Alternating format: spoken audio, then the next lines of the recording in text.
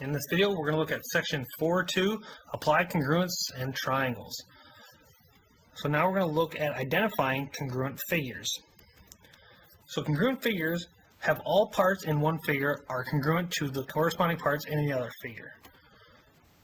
So for example, all of these quadrilaterals down here, if we were to rotate them, all their coordinating parts would overlap and fit perfectly. Here, these three triangles, none of these are congruent. Okay, they're different sizes. The first two are different sizes, and all three are different shape, different types of triangles, the way they're formed. So these would not be congruent. So we need the congruent figures to match up on all angles and all sides. So, for example, for congruent statements, corresponding vertices must be listed in the same order. So these two, we have congruent figures. Notice, one side and one tick, double tick, triple tick, and then for the arcs, A and F, B and E, C and D. Okay, they all line up. So now what the statement is saying, that they must be listed in the same order for congruence. So ABC is congruent to FED, or you can do it any order, BCA congruent to EDF. Notice they're in the same order. Okay, hopefully the color is helping you. Now corresponding angles and sides. We have corresponding angles. Angle A is congruent to angle F, because they both have the angles. Angle B is congruent to angle E with the double arcs. Angle C is congruent to angle D, the triple arcs. And then corresponding sides. AB, the left side, is congruent to EF, or FE, the left side. BC is congruent to ED, top right to top right. And then AC is congruent to FD, bottom to bottom. So all these parts match up to being congruent, and that's what we're looking at doing. So write a congruent statement for the triangles. Identify all parts of the congruent triangle, of congruent parts, congruent corresponding parts. Tongue twister there. Okay, so now I'm going to identify all the parts first. So we have, just by looking at the arcs, I'm going to do angles first. So we have angle K is congruent to angle S. So angle K is congruent to angle S. Angle R is congruent to angle L. Angle L is congruent to angle R. And angle J is congruent to angle T. So now I'm going to list these in the exact same order for my congruent statement. So triangle KLJ is congruent to triangle SRT. I put them in the exact same order. And now we're going to do the side. So again, I'm going to do the same thing. So I have KL is congruent to SR. LJ is congruent to RT, and KJ is congruent to ST. So just by doing the angles first, you can really set yourself up to make it really easy of figuring what the correct order is. So now, using that information, in the diagram, DEFG is congruent to SPQR. So notice in which side line up with that. Find the value of X. So here is, so first off, if we look at angle Q, it's 6y plus X. Well, we don't know what Y is, so we got to find X first. But in the side QR, it's 2X minus 4. Now what lines up with QR? QR is the last two, so that means it lines up with FG. So it lines up with right here. So we can figure out 2x minus 4 is equal to 12. And now we solve. Plus 4 on both sides. So we get 2x is equal to 16. Divide by 2. So x is equal to 8. Now we can take that 8 and plug it into the other spot. So now we just have 6y plus 8. And angle Q is lined up with angle F. So right here, angle Q and angle F. So we know 6y plus 8 is equal to 68. So now we can subtract 8 from both sides. So we get 6y equals 60. So divide by 6 on both sides. So y is equal to 10.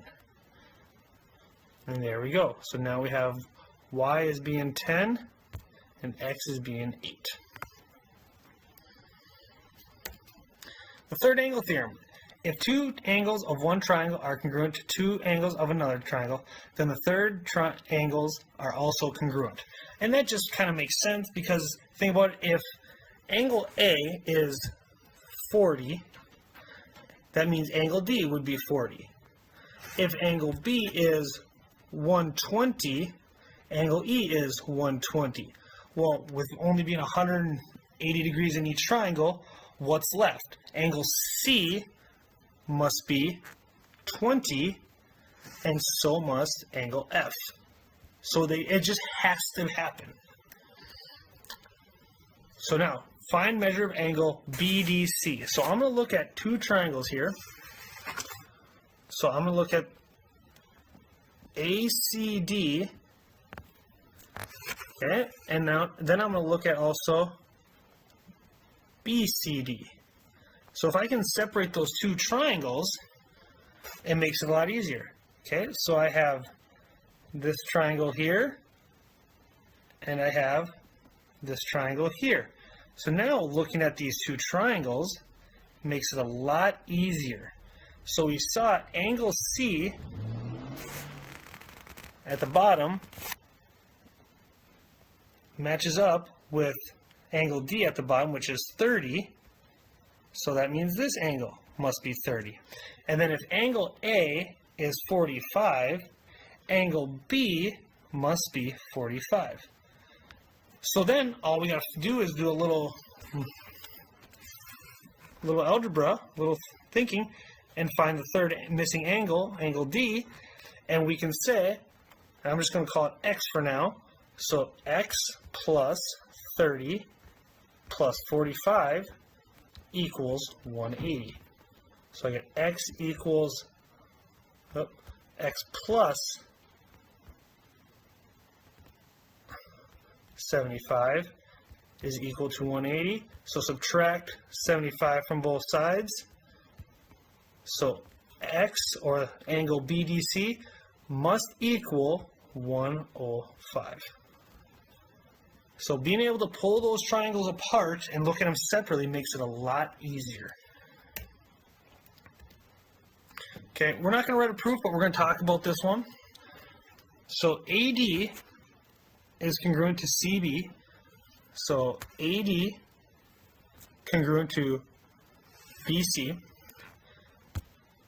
DC congruent to AB. Angle ACD is congruent to CAB. Angle CAD is congruent to angle ACB. Prove that triangle ACD is congruent to triangle CAB. Remember, all triangles that are congruent have all corresponding parts congruent. So we know that two of the angles are congruent. So leaving us with a third angle theorem, that means if two of the angles are congruent in two triangles, that means the very third triangle or angle in the triangles will be congruent. So we know angle B must be congruent to angle D. And then notice they actually share a line. They share this side. AC must be congruent to AC. They share a side. That's because of reflexive.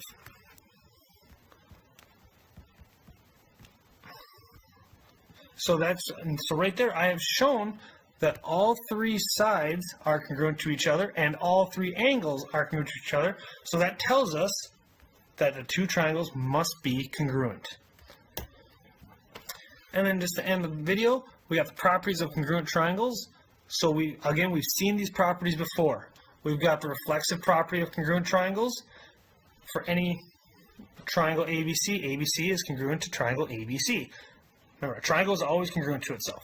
Symmetric property, if triangle ABC is congruent to triangle DEF, then triangle DEF is congruent to triangle ABC. So we can switch the order, that's all it is. And then the transitive property, just like before, if triangle ABC is congruent to triangle DEF, and DEF is congruent to triangle JKL, then triangle ABC is congruent to triangle JKL.